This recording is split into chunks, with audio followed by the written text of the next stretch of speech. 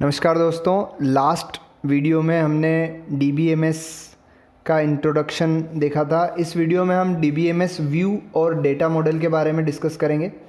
सबसे पहले हम व्यू ऑफ DBMS की बात करते हैं। तो यहाँ सबसे पहली बात आती है डेटा एब्स्ट्रक्शन की। डेटा एब्स्ट्रक्शन या हम इसको कह सकते हैं डेटा संक्षेपण, यानी कि डेटा को संक्षेप में बताना, डेटा को संक्षेप में प्रदर्शित करना डेटा एब्स्ट्रैक्शन कहलाता है। डेटा एब्स्ट्रैक्शन जो होता है इसके 3 लेयर होते हैं, 3 लेवल होते हैं। पहला फिजिकल लेवल, दूसरा लॉजिकल लेवल और तीसरा व्यू लेवल। फिजिकल लेवल यानी कि आपका डेटा जहाँ स्टोर रहता है, तो डेटा कहाँ स्टोर करना है और कैसे स्टोर करना है, ये फिजिकल लेवल में आता है। लॉजिकल लेवल में कौन सा डेटा स्टोर करना है और उन डेटा के बीच में रिलेशन क्या रहेगा, वो आता है। और जो व्यू लेवल होता है इसमें अलग अलग यूज़र वाइज व्यू होते हैं। जैसे मान लीजिए कोई एक ऑर्गेनाइजेशन है तो उसमें डायरेक्टर के लिए डेटाबेस का व्यू अलग होगा, उसमें मैनेजर के लिए डेटाबेस का व्यू अलग होगा और एम्प्लॉय के लिए डेटाबेस का व्यू अलग होगा। जो डायरेक्टर होगा वो सारे मैनेजर, सारे डिपार्टमेंट के मैनेजर, सारे डिपार्टमेंट के एम्प्लॉय, सभी के डेटा को देख सकता है, एक्सेस कर सकता है। मैनेजर जो है वो मैनेजर से टॉप पोजीशन पे जो लोग हैं, डायरेक्टर हैं या सीनियर मैनेजर हैं, उनके डेटा नहीं देख सकता है, लेकिन उसके नीचे जो हैं एम्प्लॉय वगैरह उनके देख सकता है। इसी तरीके से एम्प्लॉय का व्यू होगा। तो ये अलग अलग व्यूज़ होते हैं इसमें। तो इस तरीके से ये 3 लेवल हो गए। एक एक को हम देख लेते हैं। फिजिकल लेवल, ये इंटरनल लेवल है या लोएस्ट लेवल है ना। ये हमको बताता है कि डेटा को कैसे स्टोर करना है। डेटा में टेबल क्रिएट कर सकते हैं हम, ट्रिगर के थ्रू स्टोर कर सकते हैं या स्टोर्ड प्रोसीजर के थ्रू हम डेटा को स्टोर कर सकते हैं। तो ये फिजिकल लेवल हो गया। दूसरा लॉजिकल लेवल, अभी हमने बात करी। लॉजिकल लेवल में कॉन्सेप्चुअल लेवल होता है, इसमें डेटा का रिलेशनशिप हमको पता चलता है, कौन सा डेटा लेना है और डेटा के बीच में क्या रिलेशनशिप है, ये यहाँ से हमको पता चलता है। तीसरा व्यू है व्यू लेवल, हमने बात कर ली। अलग अलग व्यू होते हैं, ये हाईएस्ट लेवल है और एक्सटर्नल लेवल है, ठीक है। इसमें अलग अलग प्रिविलेज वाइज, मतलब अलग अलग अधिकार के हिसाब से डेटा एक्सेस हम देते हैं। तो अलग अलग यूज़र हो जाएंगे प्रिविलेज वाइज, उनके अलग अलग व्यू हो जाएंगे, ठीक है। अगली टर्म जो है वो है स्कीमा। स्कीमा क्या होता है? स्कीमा यानी कि एक तरीके से स्कीम हो गई, है ना, जैसे स्कीम होती है। तो स्कीमा हमको बताता है कि कोई टेबल हम बना रहे हैं तो उस टेबल का स्ट्रक्चर क्या होगा, ये बताता है हमको स्कीमा। या हम कोई ट्री स्ट्रक्चर में डेटा एंटर कर रहे हैं तो उसका स्ट्रक्चर क्या होगा, यानी कि डेटाबेस का स्ट्रक्चर क्या होगा, डेटाबेस की डिज़ाइन क्या होगी, ये बताएगा स्कीमा। जैसे एक एग्जांपल लिया, हमने एक टेबल क्रिएट करनी है तो टेबल का नाम दिया स्टूडेंट, फील्ड दे दिए, एक फील्ड, दूसरा फील्ड, तीसरा फील्ड, और उन फील्ड का टाइप, है ना। जैसे SID integer, student ID integer के फॉर्म में आएगी, नेम स्ट्रिंग के फॉर्म में आएगा, एड्रेस स्ट्रिंग के फॉर्म में आएगा। तो ये टेबल यहाँ क्रिएट होके आएगी। ये होता है स्कीमा। इसी तरीके से एक टर्म होती है इंस्टेंस। इंस्टेंस जैसा कि हमको नाम से पता है, इंस्टेंस यानी किसी क्षण। तो इंस्टेंस का मतलब होता है कि किसी एक पर्टिकुलर टाइम में डेटा कितना है आपके डेटाबेस के अंदर, वो इंस्टेंस होगा। जैसे आज 10 डेटा इंटर किए तो इंस्टेंस क्या होगा, आज के लिए 10। कल 5 और इंटर करेंगे आप तो कल कितना हो जाएगा, इंस्टेंस 15 हो जाएगा, ठीक है। अब जो स्कीमा है हमारा, जो स्ट्रक्चर हम डेटाबेस का बनाते हैं, जो स्कीमा होता है उसके टाइप। तो जैसा हमने अभी देखा कि जो व्यू ऑफ DBMS है उसके 3 व्यू हैं, फिजिकल व्यू, लॉजिकल व्यू और जो है आपका एक्सटर्नल व्यू जो होता है यूज़र वाइज। तो जो स्कीमा होंगे वो भी 3 होंगे। फिजिकल लेवल के लिए फिजिकल स्कीमा होगा, डेटा को कैसे स्टोर करेंगे ये बताएगा। लॉजिकल स्कीमा होगा, लॉजिकल लेवल के लिए बताएगा कौन सा डेटा लेना है, रिलेशन क्या है। और तीसरा जो है व्यू लेवल, उसके लिए एक्सटर्नल स्कीमा होगा, इसको सब स्कीमा भी कहते हैं, यूज़र वाइज होगा ये, ठीक है। एक टर्म आती है आपकी मेटा डेटा। मेटा डेटा क्या होता है? मेटा डेटा ऐसा डेटा होता है जो कि डेटा के बारे में बताता है, यानी कि आपने क्या डेटा स्टोर किया है वो बताता है। जैसे अभी हमने स्कीमा बनाया था, तो स्कीमा एक तरीके से मेटा डेटा है जो कि हमने जो डेटा स्टोर किया है उसके बारे में बताता है। जैसे हमने डेटा स्टोर किया स्टूडेंट का, तो वो हमको यहाँ देखने से पता चल रहा है कि स्टूडेंट का डेटा हम कलेक्ट कर रहे हैं, उसमें SID ले रहे हैं, नाम ले रहे हैं और एड्रेस ले रहे हैं। तो ये डेटा के बारे में हमको बता रहा है, इसलिए इसको हम मेटा डेटा कहते हैं। अब हम डेटा मॉडल की बात करें तो डेटा मॉडल क्या होता है आपका, जो आपके डेटा का रिलेशनशिप है उस डेटा रिलेशनशिप का विजुअल रिप्रेजेंटेशन करना आपका डेटा मॉडल कहलाता है ना। डेटा की मॉडलिंग हो गई वो एक तरीके से, कि आपका डेटा का रिलेशंस कैसा है उसको रिप्रेजेंट करना। तो जो डेटा मॉडल है उनके 6 टाइप होते हैं। सबसे पहला होता है हायरार्किकल डेटा, जिसमें एक हायरार्की बनाते हैं हम, जैसे डायरेक्टर हो गया, उसके अंडर में आपके मैनेजर हो गए, उसके अंडर में एम्प्लॉय हो गए। इसी तरीके से नेटवर्क डेटा, दोनों एक जैसे होते हैं, थोड़ा सा इनमें डिफरेंस होता है रिलेशन का। तीसरा रिलेशनल डेटा, इसमें टेबल के फॉर्म में डेटा को स्टोर करते हैं। ऑब्जेक्ट ओरिएंटेड डेटा मॉडल, ये जो ऊप्स होता है हमारा ऑब्जेक्ट ओरिएंटेड प्रोग्रामिंग, उस पर बेस्ड होता है। ऑब्जेक्ट रिलेशनल डेटा मॉडल, ये आपके रिलेशनल डेटा मॉडल और ऑब्जेक्ट ओरिएंटेड डेटा मॉडल दोनों का कॉम्बिनेशन होता है, ठीक है। और लास्ट होता है आपका एंटिटी रिलेशनशिप मॉडल, जिसको हम डिटेल में पढ़ेंगे। इसमें एंटिटी वाइज क्या रिलेशन रहेगा वो उन चीज़ों का डिस्कस करते हैं। इसी तरीके से इधर हमने DBMS के टाइप दिए हैं, जैसे हायरार्किकल के लिए HDBMS, नेटवर्क के लिए NDBMS, इस तरीके से।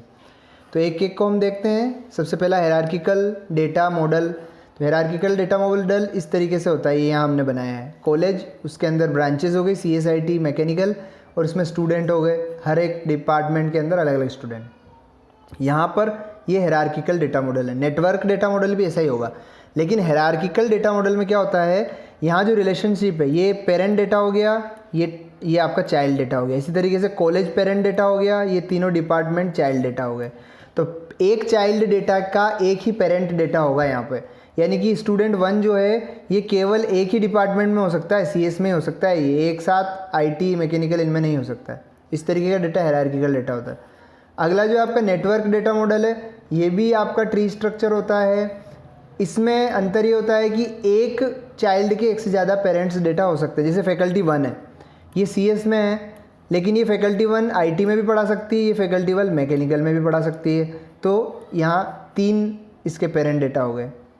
नेटवर्क डेटा मॉडल हो गया। रिलेशनल डेटा मॉडल में टेबल क्रिएट करेंगे, टेबल में आपके कॉलम होंगे, रोज़ होगी।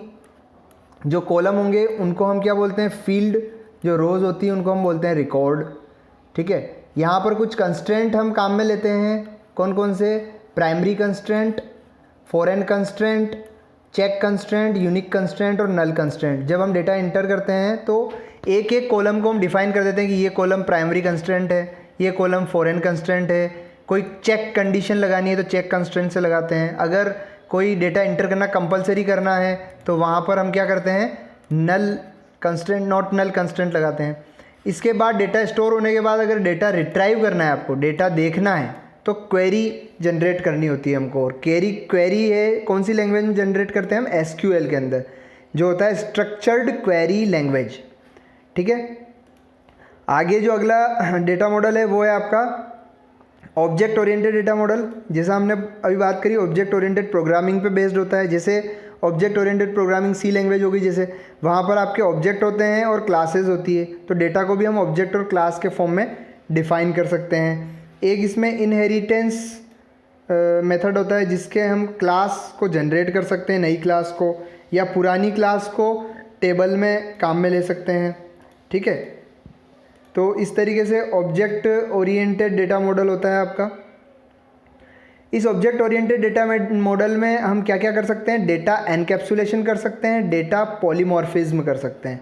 एनकैप्सुलेशन का मतलब डेटा का बंडल बना करके उसको सिंगल यूनिट की तरह काम में ले सकते हैं, और पॉलीमॉर्फिज्म का मतलब हो गया आपका कि डेटा को बार बार काम में ले सकते हैं।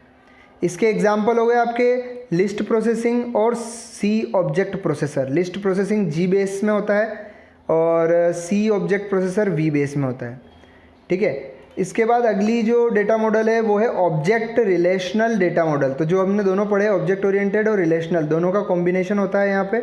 RDBMS और OODBMS दोनों का कॉम्बिनेशन होगा। इसका एग्जाम्पल है PostgreSQL। क्या है इसका एग्जाम्पल, PostgreSQL, ठीक है। यहाँ पर जो लैंग्वेज होगी क्वेरी जनरेट करने के लिए वो होगी OQL। वहाँ SQL थी, यहाँ OQL, ऑब्जेक्ट क्वेरी लैंग्वेज होगी। ये अनस्ट्रक्चर्ड डेटा होंगे, क्योंकि ऑब्जेक्ट हैं तो ऑब्जेक्ट अनस्ट्रक्चर्ड डेटा होते हैं। तो ये आपके मॉडल्स हो गए, डेटा मॉडल्स। इसके बाद हम बात करते हैं डेटाबेस लैंग्वेजेस की। जब हम डेटाबेस क्रिएट करते हैं तो हमको अलग अलग टास्क करने के लिए अलग अलग लैंग्वेज की ज़रूरत होती है। तो यहाँ कुछ डेटाबेस की लैंग्वेज होती है, जैसे कि हमको डेटा को स्टोर करना है और रिट्राइव करना है, तो इसके लिए SQL होती है। अभी हमने बात करी थी SQL, स्ट्रक्चर्ड क्वेरी लैंग्वेज। इसमें हम क्वेरी जनरेट करते हैं डेटा को स्टोर करने के लिए, डेटा को रिट्राइव यानी वापस देखने के लिए। इसके एग्जाम्पल होते हैं MySQL, Oracle, MS SQL आदि। अगली जो आपकी लैंग्वेज होती है इसमें डेटा डेफिनेशन लैंग्वेज, नाम से पता चल रहा है हमको कि ये DBMS का स्ट्रक्चर उसको डिफ़ाइन करेगी, DBMS को डिफ़ाइन करेगी, यानी कि DBMS का स्ट्रक्चर बनाएगी। इसके जो स्टेटमेंट होते हैं वो होते हैं क्रिएट, टेबल क्रिएट करने के लिए, अल्टर, टेबल में चेंजेस करने के लिए, ड्रॉप, टेबल को डिलीट करने के लिए पूरी तरीके से, ट्रंकेट, टेबल को खाली करने के लिए, मतलब केवल डेटा हट जाएगा, स्ट्रक्चर रह जाएगा टेबल का, और रीनेम, टेबल को रीनेम करने के लिए। अगली जो लैंग्वेज है वो है DML। DML है डेटा मैनिपुलेशन लैंग्वेज, यानी कि जो डेटा डाला है आपने उसमें मैनिपुलेशन करना है, उसमें चेंज करना है, उसको मॉडिफाई करना है, तो DML काम में लेते हैं। क्या क्या कर सकते हैं हम? एक तो रिट्राइवल कर सकते हैं, मतलब देख सकते हैं डेटा को, कोई नई एंट्री डाल सकते हैं, डिलीट कर सकते हैं, या जो एग्जिस्टिंग है उसको अपडेट कर सकते हैं। इसके जो स्टेटमेंट होते हैं वो क्या क्या हैं? यहाँ पर सेलेक्ट, इससे डेटा जो देखना है उसको सेलेक्ट कर लेंगे, इंसर्ट में डेटा को नया इंसर्ट कर लेंगे, डिलीट से डेटा डिलीट कर सकते हैं, अपडेट से डेटा को अपडेट कर सकते हैं। तो ये इसके स्टेटमेंट होते हैं। दो तरह की होती है ये आपकी DML, प्रोसीजरल और नॉन प्रोसीजरल। किस डेटा को रिट्राइव करना है और कैसे करना है, अगर DML बता रहा है तो वो कौन सी DML होगी? Procedural DML। अगर DML आपको ये नहीं बताता है कि डेटा को कैसे रिट्राइव करना है, किस डेटा को रिट्राइव करना है ये तो बताएगा, लेकिन कैसे करना है ये नहीं बताएगा, तो नॉन प्रोसीजरल DML होगी वो। तो ये दो टाइप होते हैं, प्रोसीजरल और नॉन प्रोसीजरल टाइप की डेटा मैनिपुलेशन लैंग्वेज होती है।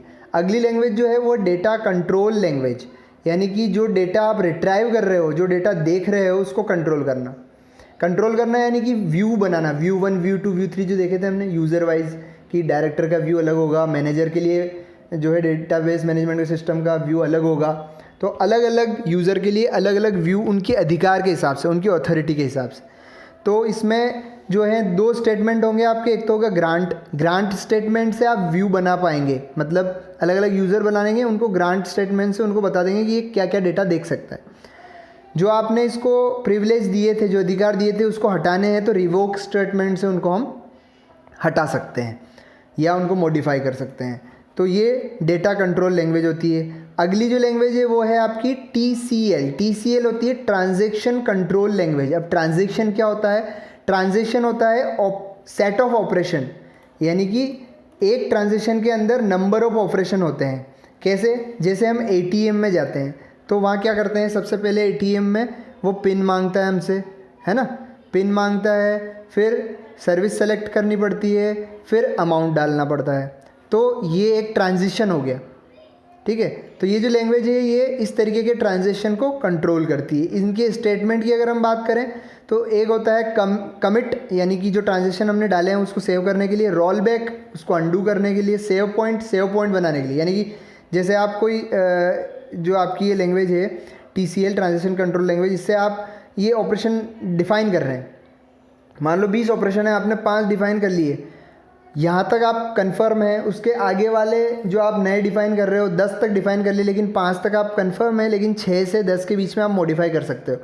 तो 5 नंबर ऑपरेशन को हम सेव पॉइंट बना सकते हैं। तो जब भी हम रोल बैक करेंगे यानी अंडू करेंगे तो वो 5 पॉइंट जो हैं वो तो सेव रहेंगे, अंडू 6 पॉइंट तक ही होगा। इस तरीके से हम अलग अलग सेव पॉइंट इसमें क्रिएट कर सकते हैं, ठीक है। तो ये आपके हो गए। इसके बाद आपका आता है डेटाबेस यूज़र और यूज़र इंटरफेस। किस किस टाइप के डेटाबेस यूज़र होते हैं? तो सबसे पहला जो डेटाबेस यूज़र है वो नेव यूज़र, जो नॉर्मल यूज़र होता है उसको नेव यूज़र बोलते हैं, जो कि एक फॉर्म के थ्रू डेटा एक्सेस करता है, यानी कि अपना अकाउंट बनाता है और फिर डेटा एक्सेस करता है, उसको यूज़र ID पासवर्ड मिलते हैं। अगला व्यू जो होता है वो होता है एप्लीकेशन प्रोग्रामर, जो कि उस एप्लीकेशन को डेवलप करेगा। नेव यूज़र के लिए एप्लीकेशन को डेवलप करेगा, वो एप्लीकेशन प्रोग्रामर होता है। सोफेस्टिकेटेड यूज़र जो कि समरी देखता है डेटा की, वो सोफेस्टिकेटेड यूज़र होता है। स्पेशलाइज्ड यूज़र जो कि ग्राफिकल डेटा, ऑडियो, वीडियो इनको मैनेज करता है, वो स्पेशलाइज्ड यूज़र होता है। अब अगली बात करते हैं हम डेटाबेस एडमिनिस्ट्रेटर की। लास्ट पॉइंट है आपका डेटाबेस एडमिनिस्ट्रेटर। एडमिनिस्ट्रेटर का मतलब जो कि इनको मैनेज करता है डेटाबेस को, डेटाबेस का मैनेजर हो गया एक तरीके से। इसके क्या क्या काम होते हैं? इसके काम होते हैं सबसे पहला स्कीमा को डिफ़ाइन करना। स्कीमा क्या है कि आपका डेटाबेस का स्ट्रक्चर क्या रहेगा उसको डिफ़ाइन करना। स्टोरेज स्ट्रक्चर बनाना, है ना, जैसे टेबल बनानी है तो वो क्रिएट करना। एक्सेस मेथड डिफ़ाइन करना कि कैसे आप डेटा को एक्सेस करेंगे, ठीक है। स्कीमा और फिज़िकल ऑर्गेनाइजेशन जो आपने बनाया है उनको मॉडिफाई करना। फिज़िकल ऑर्गेनाइजेशन या फिज़िकल लेवल जो आपने बनाया है ना, जिसमें टेबल बनाई है आपने, उनको मॉडिफाई करना। इसके अलावा granting authority for data access, मतलब यूज़र बनाना, अलग अलग यूज़र बनाना अथॉरिटी वाइज। और रूटीन मेंटेनेंस, इन सबको मेंटेन करना, कोई बग वगैरह आ जाता है उसको सही करना, है ना। तो ये सारे एडमिन के फंक्शन होते हैं, डेटाबेस एडमिन के। तो इस तरीके से हमने जो है DBMS जो है हमारा डेटाबेस मैनेजमेंट सिस्टम, इसके कुछ बेसिक टर्म्स और आज डिस्कस किए, जिसमें हमने डेटाबेस मैनेजमेंट सिस्टम का व्यू और डेटाबेस मॉडल, दो चीज़ें डिस्कस करी। Thank you very much.